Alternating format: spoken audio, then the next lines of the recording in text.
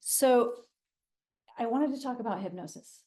Because most times when I work with, when someone asks me about it, they're like, yeah, but this is a physical thing, right? And it's like, yeah, exactly.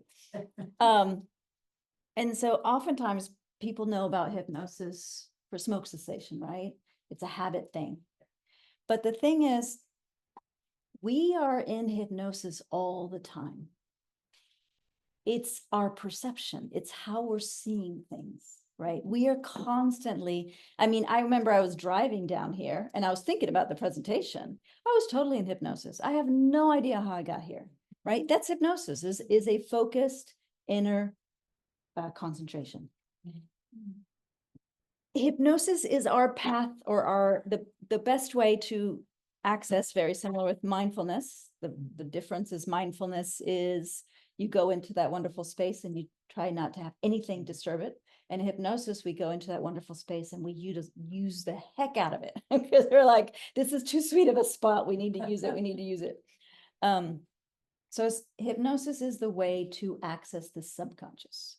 It's another way of saying hypnosis is a way to access the body mind, because what do you think is responsible for the body? The subconscious mind, not the conscious mind, because people are like, no, but this is mental, but this is, the subconscious, what's below it. So I wanted to give you guys some understanding that hypnosis, and again, as I said, we're in hypnosis a lot. Hypnosis influences our perception and belief. Hypnosis influences our body sensations, or our subconscious influences our body sensations, our perceptions.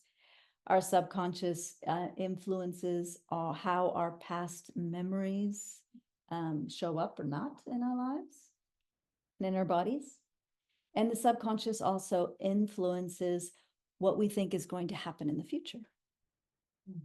And so how the hell does physical have anything to do with these?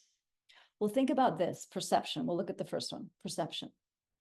If someone perceives that a spider is dangerous, how's their body going to do when they see one?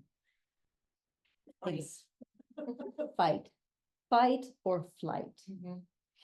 The third one is called freeze. Has anybody heard that one? MS has a lot to do with the freeze response. That's why there's stiffness. That's why after stiffness, there is spasms. Is the freeze response, when it starts releasing, will actually have spasms. So perception, how we perceive something, is going to put our body into fight, flight, freeze, or put our body into parasympathetic, into relaxation, right? Which one do you think is going to help with healing? Yes. If you're having a good time and feel extremely comfortable where you live, do you think you're going to be in fight or flight, freeze, or do you think you're going to be in parasympathetic? Exactly, because parasympathetic is where you renew, replace, and repair.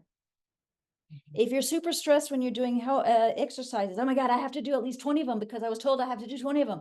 Are you in fight or flight or in? Yes. So I always tell people less is more, because once you move into the stress, you're no longer helping, right? If you're doing nutrients, but it's like, oh my gosh, I have to get at least 40 walnuts every day. And I always say less is more. You do things for your body, but not to the point. Against your body. Well, perception is the same. So check in with yourself. I think Mary, right, was saying, no, who was saying that they just started using the wheelchair in airports? I did. Exactly. That's parasympathetic. All of a sudden you have one less worry. That keeps your body in sympathetic. Exactly. But of course with MS, you're like, oh my gosh, I don't want to be touching that wheelchair, but not touching it, worrying about it, believing, oh my God, everyone's going to look at me. All those are keeping you in sympathetic and going, you know what?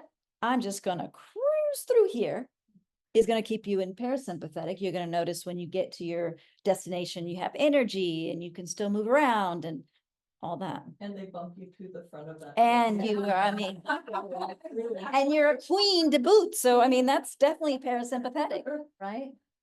So anything, so hypnosis works a lot. When I work with people, I always say I like working with talkative people because I'm listening to perception. I'm listening to how are they perceiving this? Is it like super hard? Are they fighting themselves? Are they fighting their body? Because I know all of that is going to have a physical effect. And those are areas we need to work on.